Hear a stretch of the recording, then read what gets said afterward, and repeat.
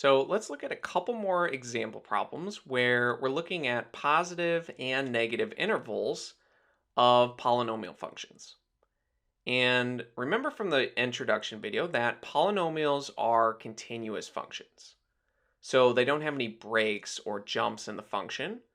So between two consecutive zeros of a polynomial function, the function value is either always positive or it's always negative.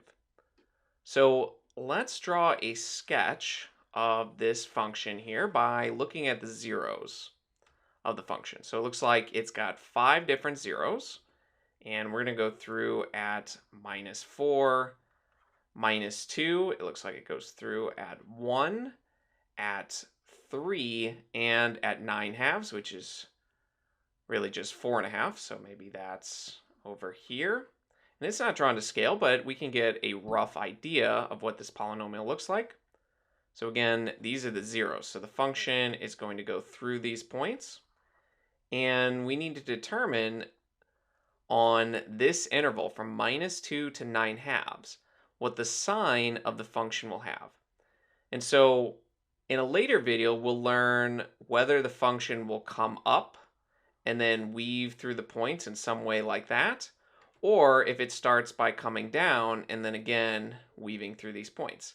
And there are even cases where sometimes the function just comes down and touches without actually going through and then goes up. But those are all topics for a later video. For this video, we're just concerned what is the sign on this interval, and we can use simpler techniques rather than understanding what we call the end behavior or the multiplicity of the zeros. So that will come later. And to approach this problem, we're looking at the sign on the interval between -2 and 9 halves. So essentially, from this x value all the way to this x value. And to see what the sign is on this interval, we essentially just need to plug in different x values and determine if they're positive or negative. We don't really care what the y value is or what the function value is, but we do care about what the sign of the function is. And remember, between any two consecutive zeros, the function value, the y value, will either always be positive or it will always be negative. It won't be some combination of both, because the only way for that to happen would be if there was some break in the function and it essentially skips over going through 0. And we know that since polynomial functions are continuous, we're not going to see some type of break like this. That's not what happens with polynomial functions. So to determine what the sign is on this interval, we're just going to pick different x values in each of these intervals of zeros, since we're looking at between -2 and 9 halves. So we need to look at an x value in here, and in here to determine either if they're all positive or all negative, or if they do alternate back and forth. Because it is okay to go from one interval between two zeros to another where you go from positive to negative. It's just between two consecutive zeros that it's always positive or always negative.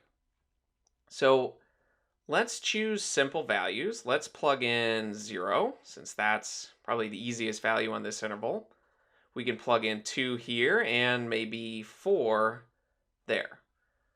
So we need to know what f of 0 is. So we're just plugging that into our function, and we get -3 times 2. So 0 minus 3 is -3. 0 plus 2 is 2. We get 0 plus 4, which is 4.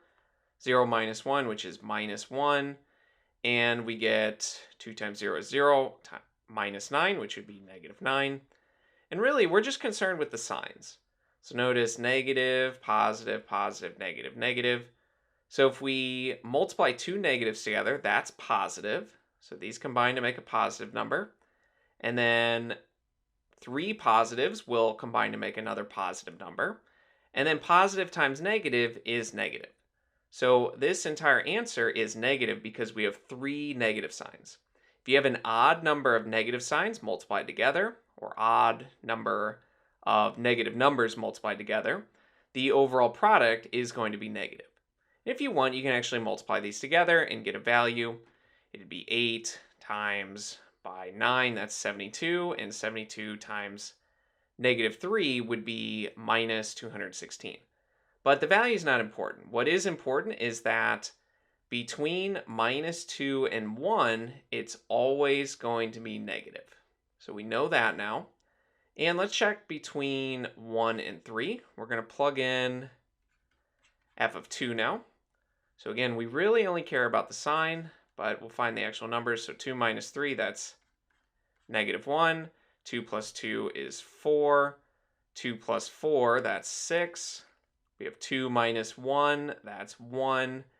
And 2 times 2 is 4, minus 9, that's negative 5. And notice that we have two negative numbers.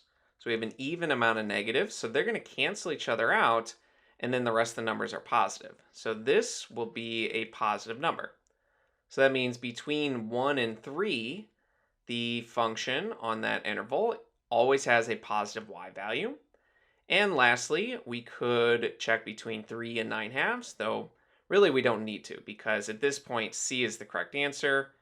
On this interval, the function is sometimes positive, like between 1 and 3, and sometimes negative, like between minus 2 and 1. But just for practice, if we plug in 4, we would get a positive number. You could just put the sign if you want. A positive number there. We get another positive number there. And then 4 minus 1, that's a positive number. And 2 times 4 is 8, minus 9, that is a negative number. So 4 positives times a negative, that is a negative number. So again, the function is going to come down and always be negative on that interval. And you can see it kind of weaves in and out. And if you wanted to finish it, you could. It's going to look something like this. But again, you're going to learn that in a later video, how to feel more confident that that is correct without having to check every interval between the zeros.